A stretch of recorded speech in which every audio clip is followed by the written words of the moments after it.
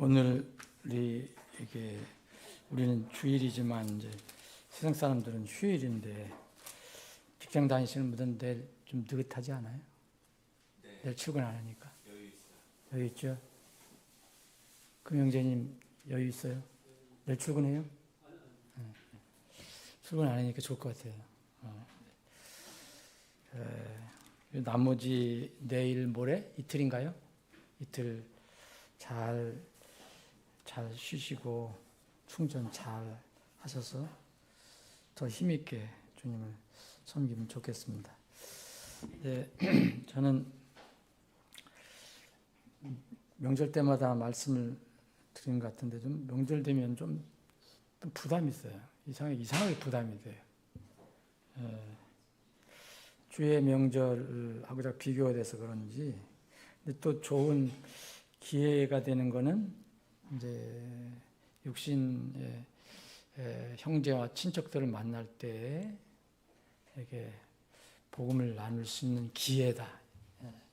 자연스럽게 이제 모이게 되잖아요. 일부러 간다 그러면 또 좀 어색하고. 저도 그러니까 명절 당일날이 언제예요? 금요일이죠? 당일날. 우리 이제 81살 먹은 형님을 좀 만나서 이렇게 말씀을 나눴습니다.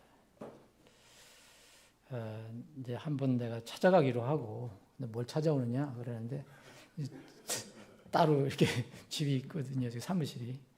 근데 전보다는 많이 부드러워졌어요. 그런데 아까도 우리 김 집사님 얘기하셨지만 이 사람 마음은 정말 신비해요. 그래서 우리가 단정하지 말고 쉽게 포기하지 말고 우리가 할 수 있는 데까지 우리가 살아있는 한 기도하고 이렇게 사랑의 수고를 해야 돼요. 사랑의 수고를 해야 됩니다. 하나님께서는 가장 가까운 사람을 통해서 복음을 듣게 하시는 그런 방법을 많이 쓰시니까 그래서 예루살렘에 있는 사람들을 위해서 기도해야 됩니다. 우리 여기 오후에 별로 남아 계시지 않는데 근데 이제 명절은 좋긴 좋죠. 이렇게 쉬니까 여기 하나님 주변이 별로 없잖아요, 사람이. 예. 하나님 주변 별로 없잖아요. 예. 우리 조현신 어르신의 남편 되시는 이영환 어르신 올해 꼭 구원 받으셔야 되고, 우리 박연실 자매님, 형제님, 이경기 형제님 구원 받으셔야 되고, 구원이라 그러니까 옛날에 어떤 우스갯소리인데 구원이 뭐냐, 8원이냐 10원이냐 뭐 이렇게 얘기하는 또 사람도 있어요. 뭘로 그러는지 하여튼 있고, 저기 우리 김광진 자매님의 올곧은 모친께서 김순금 어르신이 여전히 올고도 자신의 생각으로 올고든 거죠. 구원 받으셔야 되고, 우리 김경태 집사님 어머님 모친 장영주 어르신, 제가 이제 상담을 했었잖아요, 우리 교회 오셔서. 근데 굉장히 강하신 분인데 이 하나님의 말씀이 망치가 될 때가 있거든요. 그럼 깨져요. 깨집니다. 그래서 우리는 그게 언제인지 모르니까 그냥 계속 하나님 소개하고 말씀을 전하고 할 때 흔히 주님 앞에 깨져서 무릎 꿇을 때가 있습니다. 그런데 이제 제가 이게 예수님의 공생을 하실 때 한 3년 반 하시다가 이제 십자가에서 돌아가시잖아요. 근데 이제 십자가에 돌아가시기 전에 예수님의 그 행적을 여러분 잘 살펴보시면 좀 예수님도 하나님이시지만 사람의 육신을 입고 오셨잖아요. 그래서 예수님이 막 굉장히 괴로워하시고 신음하시고 나사로 무덤 앞에 가서 굉장히 힘들어하시고 또 당신이 이제 십자가에서 돌아가시기 얼마 남지 않고 있을 때 이제 그 예루살렘의 성전에 입성을 하잖아요. 마지막 입성이죠. 그걸 앞두고 그럴 때 누가복음 19장인가 보면 예수님이 그 도시를 내려다보고 우셔요. 그 여러분들 기억하시죠? 우시는 장면이 나와요. 이런 거를 저는 이제 목회를 이제 한 25년 하고 복음을 전할 때 그 완강한 사람들을 만날 때 그걸 느끼게 돼요. 왜 예수님이 전능하신 예수님이 저렇게 우셨을까? 그거를 처음에는 그냥 그 전에 읽을 때는 어떤 감정이입이 안 됐어요. 근데 제가 이제 나이가 들어서 그런지 뭐 하여튼 그 도시를 보시고 이제 누가복음 여기 19장 41절에 있네요. 그 도시를 보시고 그 도시로 인해서 슬피 우시며 그랬어요. 눈물도 쏟으셨겠죠. 그러면서 하신 말씀이 만일 내가 적어도 이 화평에 속한 것들을 좀 알았더라면 이렇게 한탄을 하시거든요. 하나님과의 화평. 그런데 이제 예루살렘이 이제 멸망을 앞두고 있잖아요. 그래서 이 주님께서 지금 내가 너를 찾아오는 때를 내가 알지 못하기 때문에 참 슬프다. 얘기하세요. 하나님께서 이 세상을 오실 때는 구원하러 오시는 게 아니거든요. 이제는 심판하러 오시는 거거든요. 그래서 그런 예수님의 마음이 조금 저에게 이제 와 닿아요. 전에는 뭐 그런 느낌이 좀 적었는데, 저는 사람들이 완강하고 이렇게 얘기해도 잘 못 알아듣고 또 자기 욕만 내세우고 하는 사람들 보면 참 자꾸 속에서 눈물이 나요. 어쩔 수가 없어요. 그렇다고 뭐 붙잡고 멱살 잡고 이렇게 할 수도 없고 그렇잖아요. 이게 사람의 마음이 정말 신비해요. 이건 미스테리예요. 여러분들 구원받은 거 정말 감사해야 됩니다. 내가 믿어서, 물론 믿었죠. 여러분들이 믿어서.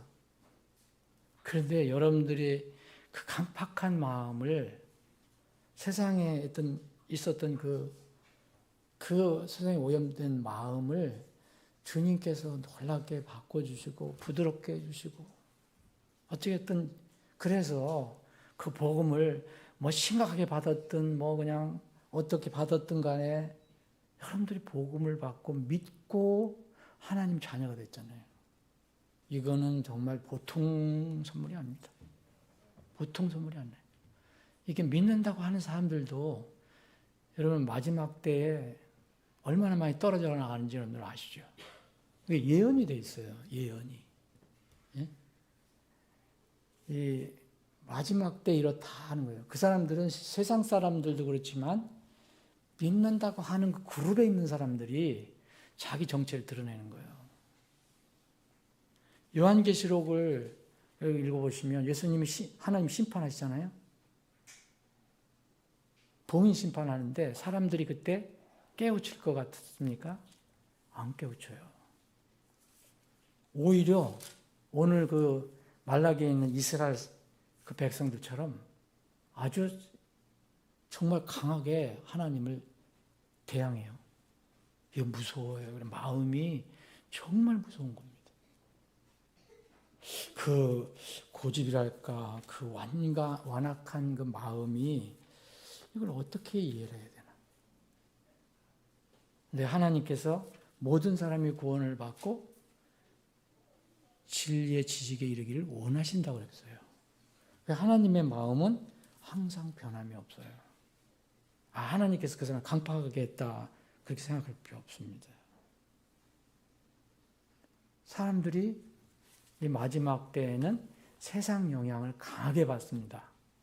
그리고 마지막 때에 이 예수님께서 가장 강조한 거, 여러 가지 징조 주의할 것 중에서 하나, 제가 늘 말씀드리는 거죠. 속지 말라는 거죠. 속지 마라. 앞으로 엄청난 사람들이 속을 거예요. 여러분 보세요. 앞으로 계시록 강의할 때, 계시록 공부할 때 한번 여러분들이 주의 있게 한번 공부를 한번 해보세요. 얼마나 많은 사람들이 속을 것인가. 근데 그 사람들은 세상에서 안 믿는 사람들이지만 이른바 기독교, 지금으로 같으면 기독교 안에 있는 사람들, 범주에 있는 사람, 기독교계라고 할 수 있는 거예요. 크리스천덤이라고 할 수 있는. 구원 여부를 몰라요. 공부한 사람이 있고 공부한 사람이 있지만 거기 있는 사람들이 그렇게 변화되고 때로는 하나님을 대적하는 일에 나선다는 거예요. 이게 슬픈 일이에요. 그래서 저도 이렇게 그날 이렇게 또 다른 기회도 있었고 이렇게 말씀을 전하지만은 내 마음대로 되는 게 아니고 참 묘하다. 사람 마음이 묘하다. 어떻게 해서 한번 바뀌면 어떻게 세상에 딱 이게 그거 접속이 되면 점점점 그 마음은 강팍해져 가요. 묘해요. 그래서 거기서 깨지고 부서지고 다시 오는 사람도 있지만 그게 참 많지 않다는 거예요. 그래서 참 우리가 이 명절에 더 생각할 것은 여러분들이 얼마나 하나님의 큰 은혜, 구원의 은혜를 받았는가. 그거 감사 잊지 마세요. 정말 감사 잊지 마세요. 이거 하나만 생각하면 눈에 보이는 거 무슨 내가 유익이 있고 유익이 없니 뭐니 그게 무슨 의미가 있어요? 맨날 사는 것이 다 하나님의 은혜인데. 말라기 3장 다시 보겠습니다. 오전에 내용에서 연결해서 보겠습니다.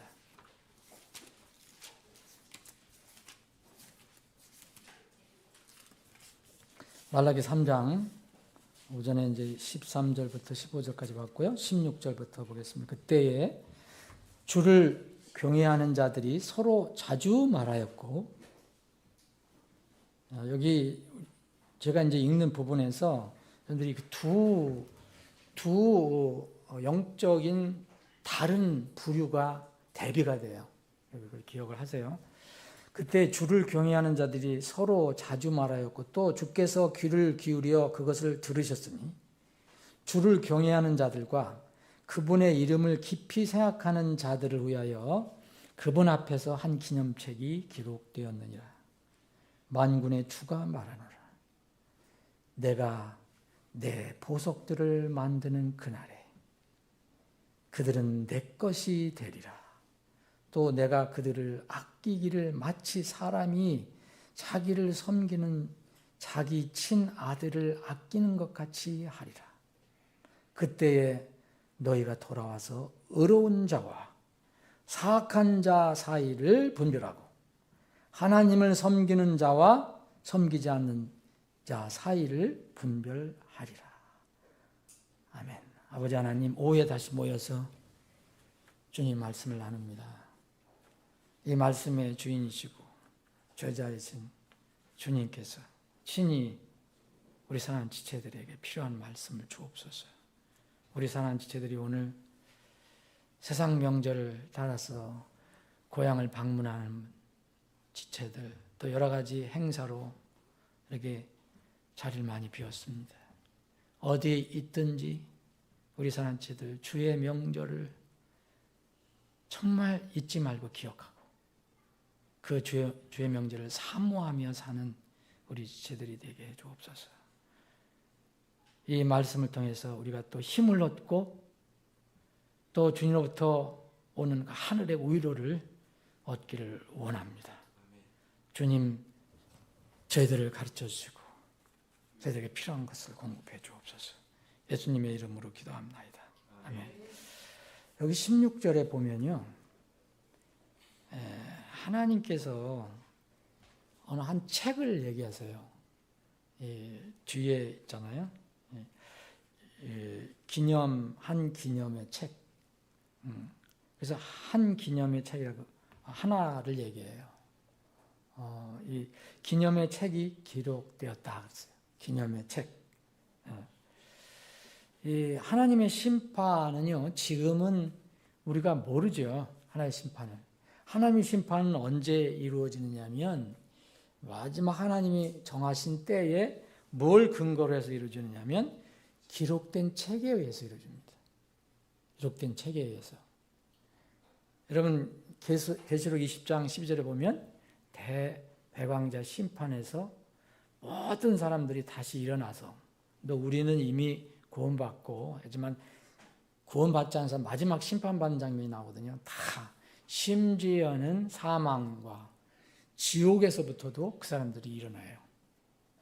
그래서 다 부활된 상태에서 하나님 주님 앞에 서요. 그리스도 앞에 서요.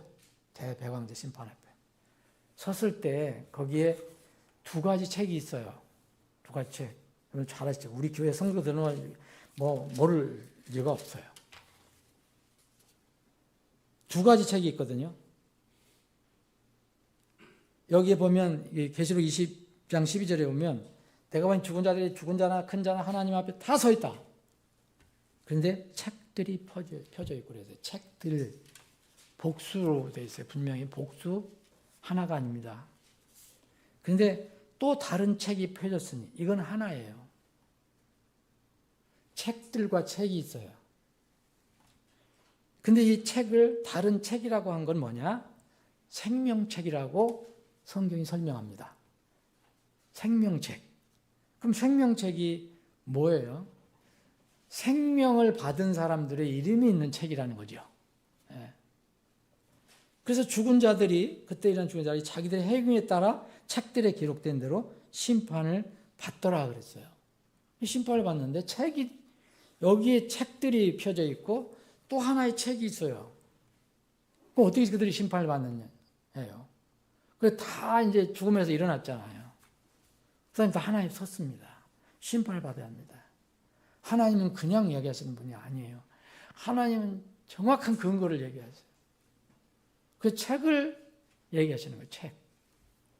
하나는 하나의 책이 있고 하나는 책들이 있어요. 책들이 왜 복수로 되어 있느냐 보니까 이 생명책에는 구원받은 사람 이름만 기록하면 되거든요. 그죠? 근데 여기는 행위들이 다 기록이 되어 있어요. 이를 달 수 없도록. 그 사람이 태어날 때부터 구원받았으면은 옛날 죄가 다 용서되지만 구원받지 못한 상태에서 죽었다가 이렇게 또 일어난 사람들. 그 어렸을 때부터 태어날 때부터 죽을 때까지 모든 행위가 다 기록되어 있어요. 그래서 행위들에 따라서 책에 기록된 대로 심판을 받는 거예요. 책에 기록된 대로, 된 대로 했잖아요. 책에 기록된 대로. 그 책들에 기록된 대로. 한 권이 아니고 책들에 기록된 대로 심판을 받는 거예요. 그래서 하나님 앞에서는 이 변명을 할 수 없다는 거예요. 변명. 로마서에 그랬잖아요. 하나님 앞에서는 무슨 익스큐즈를 할 수 없다. 변명을 할 수가 없다. 다 기록이 되어 있으니까. 여러분 죄의 싹은 사망이랬잖아요. 적은 죄든 큰 죄든 거기 다 자기 죄가 다 기록이 되어 있는데 우리는 감사하게도 그 죄들이 우리가 믿고 예수님을 받아들일 때 어떻게 했어요? 내가 네 죄들을 다 제거했노라. 씻어줬노라. 그랬잖아요. 그래서 우리는 이름이 이제 생명책에 기록이 됐어요. 바로 이 책입니다. 이 책을 여기서는 말라기에서는 기념의 책이라고 했어요. 기념의 책. 기념의 책은 다른 말로 하면 기억의 책이에요. 하나님이 기억하시지 못하는 게 아니잖아요. 근데 그 사람을 기억하시기 위해서 그런 능력이 없으신 분이 아닌데도 사람 기준으로 해서 그런 기념의 책이 있다고 말씀하세요. 이게 바로 저는 생명책이라고 생각합니다. 생명책. 이 생명책에 기록된 사람들이 있어요. 다시 16절 읽겠습니다. 그때 주를 경외하는 자들. 그랬죠? 서로 자주 말하였고 주께서 귀를 기울여 그것을 들으셨으니 주를 경외하는 자들과 그분의 이름을 깊이 생각하는 자들을 위하여 그랬어요. 그들을 위해서 기념의 책이 기록이 된 거예요. 하나님께서 그들을 위해서 그 기념책을 만드신 거예요. 하나님이 뭐 기억을 못 하셔갖고서 저같이 요새 뭐 만날 휙휙 날아다니고 기억이 그런 분이 아니시잖아요. 근데 사람을 기준으로 해서 기념책이라고 했어요. 여기 영어로 remembrance,는 기억이라는 말도 되는 겁니다. 기억. 그래서 이 시편 기자가 나를 기억해달라고 울부짖는 거예요. 하나님께.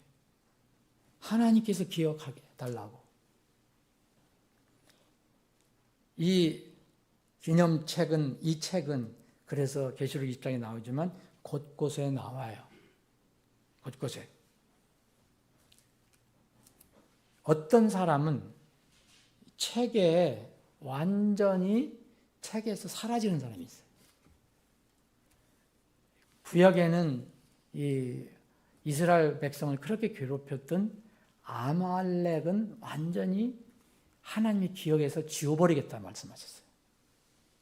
출애굽기 여기 17장 14절 보면 또 주께서 모세에게 이르시되 이것을 책에 기록하여 기념으로 삼고 또 여호수아의 귀에 그것을 반복하여 말하라. 이는 내가 하늘 아래에서 아말렉에 대한 기억을 완전히 없앨 것이기 때문이다.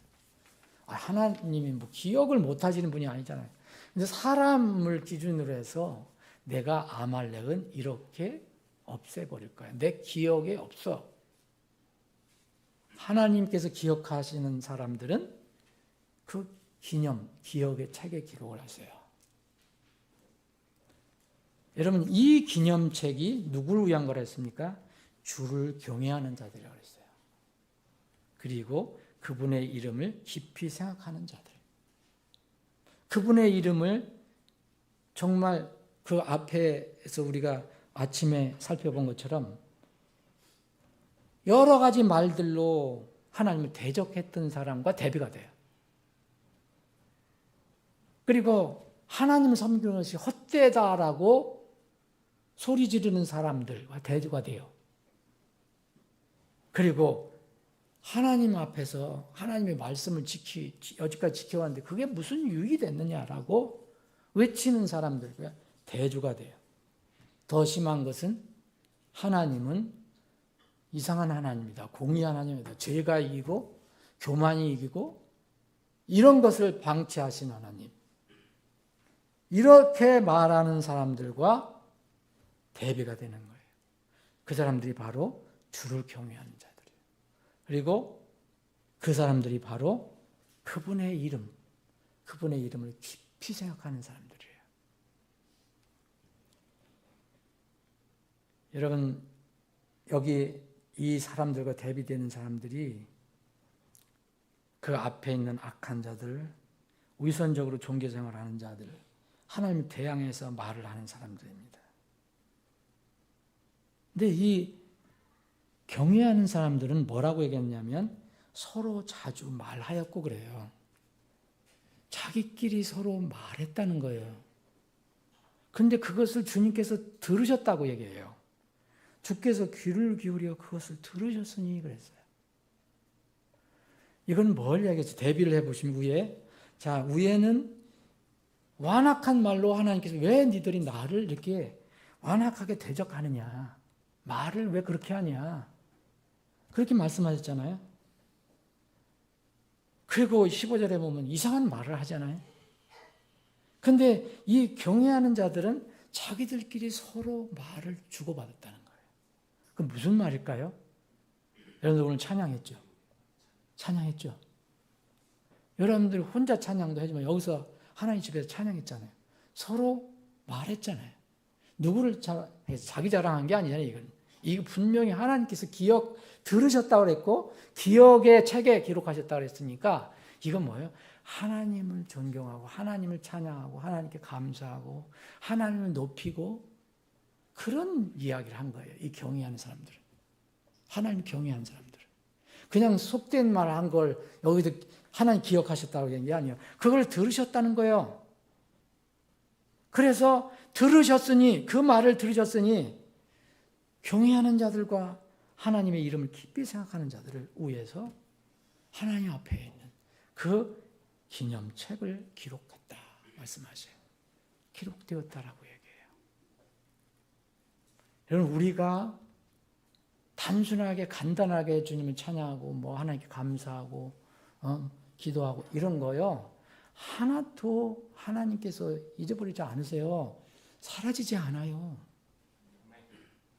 그 악한 사람들이 그렇게 하는 것도 다 잊지 않으시지만 이 경건한 사람들이 주님의 이름을 깊이 생각한 사람들이 얘기하는 것도 하나도 그대로 흩어지지 않아요. 사라지지 않아요. 그리고 17절에 말씀하세요. 이 하나님이 이 말씀하실 때 얼마나 좋으셨을까라는 생각을 해봐요. 그러면서 만군의 주가 말하노라 내가 내 보석들 그래요. 하나님이 무슨 보석, 보물 필요해요? 금은이 필요해요? 근데 이렇게 말씀하세요. 내 보석들을 만드는 그날에. 이건 뭘 이렇게 보석을 돌 갈아서 만든다는 게 아니고요. 여기는. 우리는 그렇게밖에 이렇게 번역을 할 수밖에 없지만, 이 영어로는 이렇게 메이크업이에요. 여러분들 어떻게 이해를 하셔도. 그러니까 어떻게 뭘 해서 새롭게 만든다는 게 아니라 어떤 면은 이 보물들을 세우는 거예요. 이 예수님, 하나님께 생각하시는 내 보물을. 내 보물을 드러낼 때, 내가 만든 때, 그때가 세상 사람들 눈에 그대로 드러나는 때가 있어요. 그때가 언제냐? 지금은 몰라요. 그때가 언제냐? 그날이라고 그랬어요. 그날. 주를 경외하는 자, 주의 이름을 깊이 생각하는 자들, 앞에 우리 13절, 15절의 사람과 대비해서 이 사람들을 하나님께서는 내 보석들이라고 그래요. 내 보석들. 내 보석들을 만드는 그날에 그 사람들이 드러날 때가 있어요. 그들은 내 것이 되리라. 이미 지금 우리가 하나님 것이지만 그때 사람들이 다 하나님 것이 누구고 하나님 것이 아닌 것이 다 알게 돼요. 이 사람들에게, 이스라엘 사람들에게 얘기하는 거예요. 이거 지금 반역하는 이스라엘 사람들에게. 그때 너희들 다 알게 될 거야. 이 말이에요. 또 내가 그들을 아끼기를 마치 사람이 자기를 섬기는 자기 친아들을 아끼는 것 같이 하리라. 지금 이 자녀가, 자식이, 아들이 아버지를 섬기고 어머니를 섬기고 부모를 섬기잖아요. 그럴 때 그 부모가 친아들을 아끼잖아요. 그렇게 내가 그렇게 하겠다는 거예요. 그때. 18절에 보면 그때 너희가 돌아와서 의로운 자, 여긴 너희는 누구겠어요? 제가 보기에는 이거를 받는 너희예요. 여기에 보면 13절에 너희 말들이 있잖아요. 너희. 뭐 어느 학자는 이거를 여기 경건한 사람들을 보는데 저는 이게 여기 앞뒤 문맥을 보면은 여기 14절 너희가 이러기를, 너희가 있잖아요. 너희가 돌아와서 이스라엘 백성들이 돌아올 때가 있어요. 돌아와서 의로운 자와 사악한 자 사이를 분별하고, 무엇이 의로운 자고, 어떤 사람들이 의로운 자고, 어떤 사람들이 사악한 자고, 이거를 그때에서 깨닫는 거예요. 그때 분별하는 거예요. 그 사이를 분명히 자기들이 알게 되는 거예요. 그리고 분별하고 의로운 자, 사악한 자는 뭐냐? 이 18절 결론은 뭐냐면요. 의로운 자는요. 앞에 경외하는 하나님을 경외하는 자들이라 했죠. 그분의 이름을 깊이 생각하는 자라 그랬죠. 여기서는 의로운 자라고 그랬죠. 근데 결론은 이거예요. 하나님을 섬기는 자라는 거예요. 하나님을 섬기는 자와 섬기지 않는 자. 그럼 앞에 있는 이 악한 사람들, 사악한 사람들, 하나님을 시험하는 자들, 악을 행하는 자들, 교만한 자들, 하나님 섬기기 헛되다고 말하는 사람들, 내가 하나님 말씀을 지키는 것이 무슨 유익이 있느냐라고 말하는 사람들이 바로 섬기지 않는 자라는 거예요. 하나님을 섬기지 않는 자. 이 사람들은요, 말라기에서 이 이스라엘 사람들은 자기들은 나름대로 우리가 하나님을 섬기지 않냐, 이렇게 섬겨왔지 않냐, 이렇게 얘기하는 거예요, 지금. 근데 하나님 결론, 너희들은 섬기지 않는 자라고 얘기해요. 그때의 이때가 언제냐? 바로 그때 그 날입니다. 16절에 그때가 나와요. 17절 가운데 그 날에 나와요. 여러분, 주께서 주의 보석들을 세우는 날, 만드는 그 날에 그들이 주님의 것으로 완전히 드러나게 될 것입니다. 지금은 잘 몰라요. 시편 135편 4절에 보면 이스라엘을 특별한 보배로 택하셨다고 그랬어요. 특별한 보배로. 그래서 이스라엘 사람들에게는 아주 이게 잘 이해가 되는 거예요.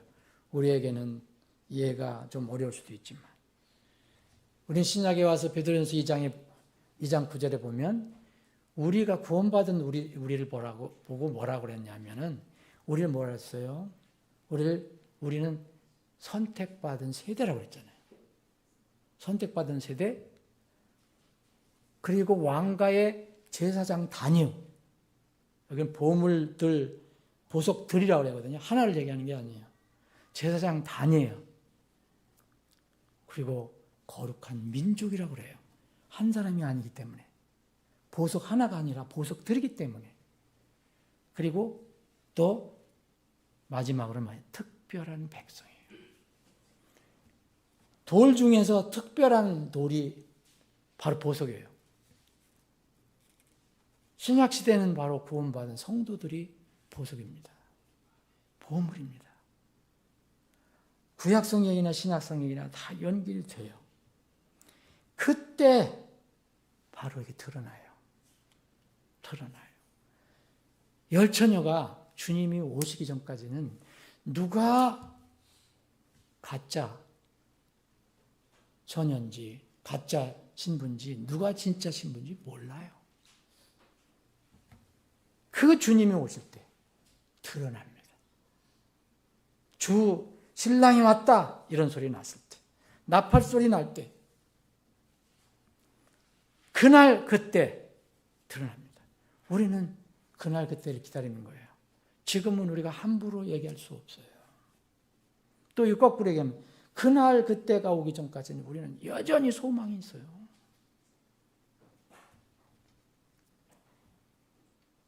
섬기는 자와 섬기지 않는 자가 그때 드러나게 됩니다.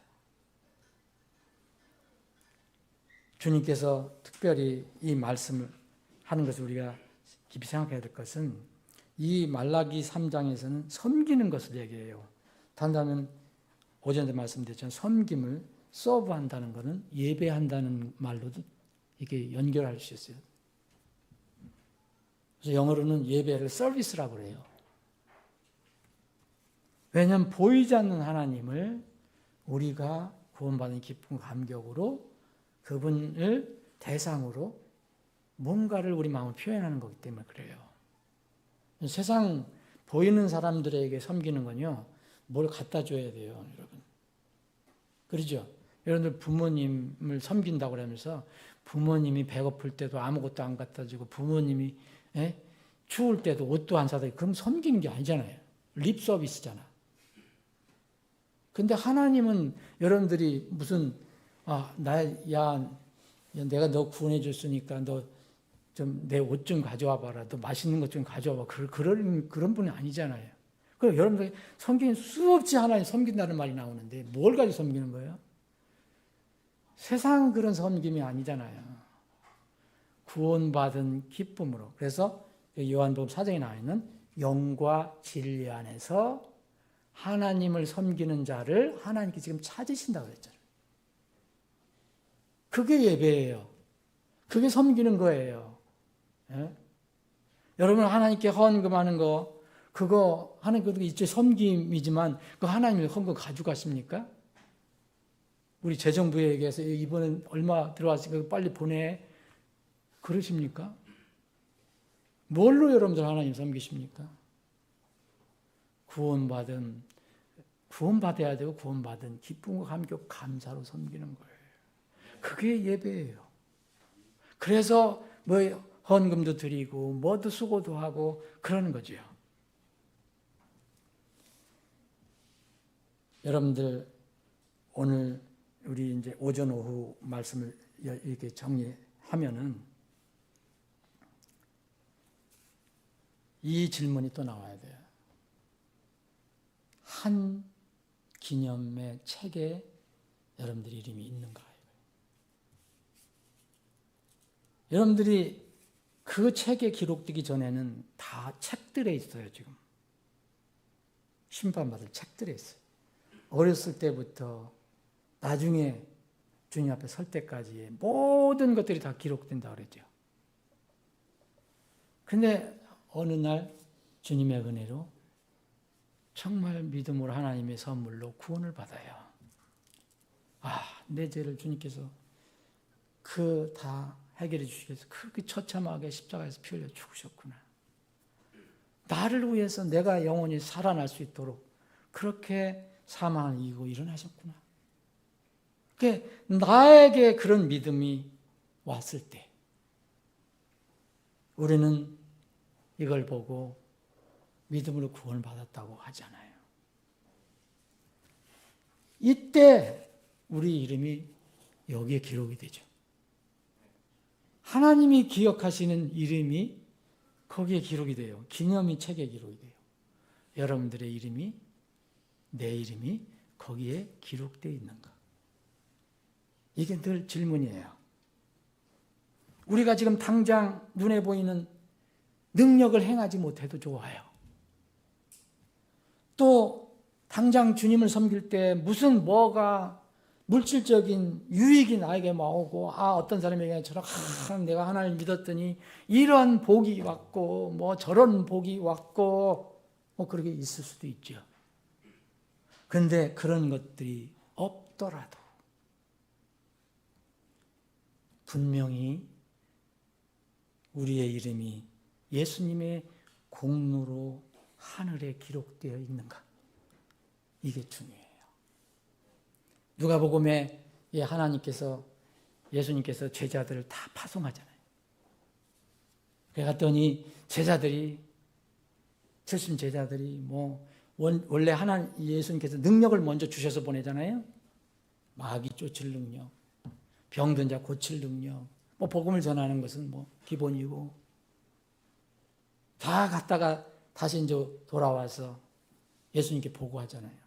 이렇게 해서 내가 여기 고촌읍에 갔더니 어떤 사람 병든 사람이 있어서 물러가라 했더니 나아졌습니다.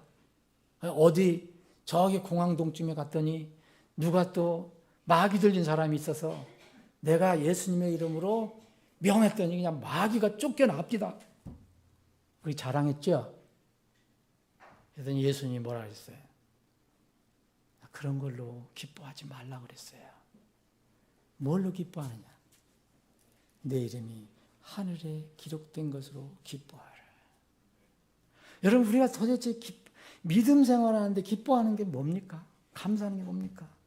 당장 무슨 유익이 없어도 당장 물질적인 어떤 나에게 어떤 그런 경험이 없어도 많은 사람들이 얘기하는 나는 이렇게 축복을 받았다는 그런 게 없어도 여러분 그 구원이 정말 진실한 구원이라면 그 구원이 얼마나 감격스럽고 좋습니까? 구원받은 성도들을 하나님께서 함부로 방치하십니까? 그렇게 안 하시잖아요. 여러분들 구원받고 나서 혹시 구원받고 나서부터 떽거리가 없어서 굶은 분들이 있어요? 여러분들 구원받고 나서 혹시 입을 옷이 없어서 헐벗은 적 있어요? 구원받은 이후에 하나님이 성도가 돼갖고 하나님이 자녀가 돼서 더 여러분들 삶이 더 옹색해지고 피폐해졌어요? 그렇지 않을 거요. 우리가 세상 기준으로 자꾸 욕심을 내고 비교를 하니까 그런 거지. 여러분도 한번 세보세요. 얼마나 많은 복을 받으셔. 생명을 주님이 주시다 그랬잖아요. 그런데 얼마나 그가 예수님께서 말씀하셨잖아요. 세상 아버지도 악한 아버지도 아들이 구하면은 이렇게 주는데 하물며 하늘에 계신 아버지는 더 말할 것 있느냐 그랬어요. 근데 우리는 우리의 기준으로 자꾸 불만해요. 불평해요. 그래서 하나님을 이스라엘 사람들처럼 그렇게 생각하는 거예요. 여러분, 섬김에 관해서 이제 말씀을 정리하겠습니다. 하나님을 섬기는 자와 섬기지 않는 자를 주님께서 말씀하세요. 누가복음 2장을 한번 보시겠습니다. 마지막으로.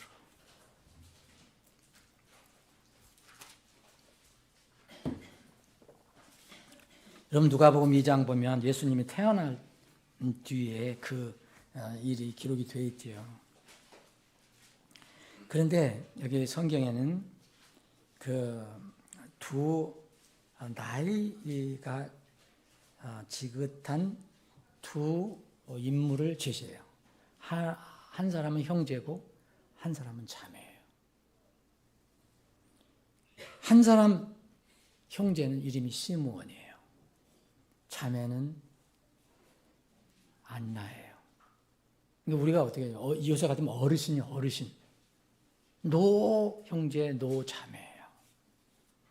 그런데 여러분, 이 두 인물에서 섬김이라는 거, 하나님을 섬기는 것이 무엇인가? 하나님을 예배하는 것이 무엇인가를 한번 생각해 봐야 돼요. 25절부터 읽겠습니다. 보라 예루살렘에 시몬이라는 사람이 있었는데 바로 그 사람은 의롭고 독실하여 이스라엘의 위로를 기다린 자니 성령께서 그의 위에 계시더라. 그리고 그가 주의 그리스도를 보기 전에는 죽음을 보지 아니하리라는 성령님의 계시를 받았더라. 자, 성령님의 계시를 받았어요. 그러면 이 시몬에게, 시몬이 정말 훌륭한 성도라는 게 뭐냐면 이 하나님의 말씀, 하나님의 계시를 받은 거 그게 이루어지기를 고대하는 거예요. 그게 삶의 전부예요. 내가 무슨 유익을 받고 세상에서 뭘 얻고 이런 게 아니에요. 그가 성령의 성전에 들어갔는데 그 부모가 율법의 관례대로 아이를 위하여 행하고자 아이 예수를 데리고 오니 그때 그가 아이를 자신의 팔에 안아 올리고는 하나님 찬송하며 이르되 주여 이제 주의 말씀대로 주의 종을 평안히 떠나도록 허락하소서. 이는 내 눈이 주의 구원을 보았기 때문이니 그것은 주께서 온 백성의 얼굴 앞에 예비하신 것이요 이방인들을 밝히는 빛이요 주의 백성 이스라엘의 영광이니라 하더라. 시몬 몇 살인지 몰라요. 그런데 이렇게 얘기해요. 내가 늙어서 연로해서 기력이 쇠해서 이제 죽음을 앞두고 있는데 그래도 하나님의 이 말씀이 나에게 분명히 임해서 이 말씀이 이루어질 때를 기다렸다. 그런데 예수님을 만났어요. 그런데 이 시몬은 뭘 더 기다리는 거예요? 하나님 말씀을 믿는 거. 하나님 믿는 게 이게 전부였어요. 유익을 찾고 이익을 찾고 뭐가 헛되니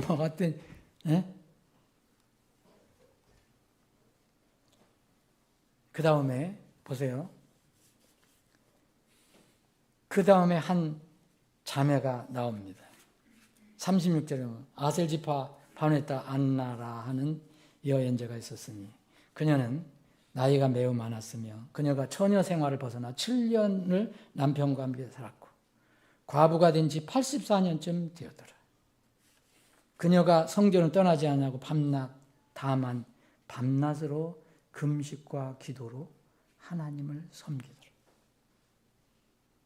여러분 여기 잘 보세요. 이거 성경에 그렇게 기록하고 있어요. 금식과 기도로 하나님을 섬기더라. 이 안나가 84년 동안 이렇게 섬겼어요. 하나님. 이런 분을 지금 이 시대의 현대 소위 기독교인들이 생각하는 섬김 그 의미하고는 너무 판이에요. 요새 84년 동안이나 아무것도 없이 아무것도 받는 것도 없이 기도하고 금식만 하면은 그걸 섬김이라고 얘기할 수 있겠어요? 섬기는 것이 헛되다고 하는 세상인데 이 안나로 말할 것 같으면 이 이야기를 84년 동안 해야 돼요. 이 나이가 많은 안나. 여러분 7년과 남편이 살았어요. 그 남편과 살았다가 또 과부가 됐어요. 84년은 또 살았어요. 과부로서. 그럼 이것만 해도 91년이에요. 예? 그러면 이 안나가 몇 살에 결혼했을까요? 20살에 결혼했다고 보세요. 그러면 몇 살이에요? 111살이에요. 15살에 결혼했으면 106살이에요. 이 한평생 이 긴 기간을 더군다나 과부가 된 지 84년 동안 하나님을 섬겼어요. 근데 뭘로 섬겼어요? 뭐가 큰 돈이 있어요? 능력이 있어요? 하나님을 생각하며 금식하고 사람들 생각하며 금식하고 기도로 하나님 섬겼다는 거예요. 그리고 마침 그때 그녀가 나와 마찬가지로 주께 감사를 드리고 예루살렘에서 구속을 기다리던 모든 사람들에게 이 아이에 대하여 말하더라. 이게 섬김이죠. 이게 예배죠. 사랑하는 여러분, 여러분은 하나님을 섬기는 자입니까? 아니면 섬기지 않는 자입니까? 진정한 믿음은 주변 환경과 조건에 의해서 변하지 않습니다. 오히려 그런 환경이 더 역경이 되면 내 믿음이 더 힘들고 어렵지만 강해지는 겁니다. 이게 진짜 믿음이에요. 이게 진짜 믿음입니다. 이게 진짜 섬김입니다. 감히 우리는 안나 노 자매 앞에서 하나님을 섬긴다고 얘기할 수 없어요. 근데 이걸 하나님께서는 하나님을 섬겼다라고 기록을 해주셨어요.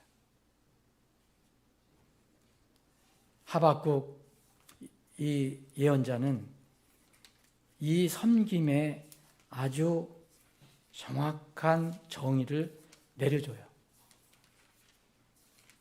절대 세상 사람들이 지금은 이 많은 이게 세상에 정이 오염된 사람들에게는 이게 이해가 안 되겠지만 비록 무화과 나무가 꽃이 피지 아니하고 포도나무에 열매가 없으며 올리브 나무에 수고의 열매가 없고 밭들이 먹을 것을 내지 아니하고 양떼가 우리에서 끊어지고 외양간들의 솥대가 없을지라도 그래도 여전히 나는 주를 기뻐하리라. 나는 내 구원의 하나님을 기뻐하리로다. 주 하나님은 나의 힘이신 그분께서 내 발을 암사슴에 발같게 하시고 또 그분께서 나를 나의 높은 곳들에서 걷게 하시리라. 이거는 미래형입니다. 우리가 앞으로 미래는 이렇게 돼 있어요. 하나님께 감사하는 그리고 하나님을 참으로 기쁘게 섬기는 여러분들이 되시기를 주님의 이름으로 축원합니다. 아버지 하나님, 세상 명절 한가운데 있는 주의 날, 저희들이 주님께서 우리에게 베풀어 주신 그 놀라운 은혜와 사랑을 잊지 않고 기억하여 하나님 집에 오여 오늘도 주님을 예배하고 찬양하고 경배했습니다. 안나 자매에 비하면 참으로 우리가 하나님을 감히 섬기고 예배했다고 할 수 없지만 마음은, 진실한 마음은 안나 그 노자매와 같다는 것을 고백하고 싶습니다. 주님, 앞으로 세상이 어떻게 되더라도, 우리 주위의 환경이 어떻게 되더라도 내 구원이 분명하라면, 주님께서 나의 분명한 주인이시라면 우리는 어떤 상황에서도 믿음을 유지하고 주님을 섬길 수가 있습니다. 주님 말씀의 예언에 비춰보면 앞으로 우리가 믿을 주님을 섬기고 또 믿는 환경은 결코 더 좋아지지 않습니다. 더 어려워지고 악화될 수 있습니다.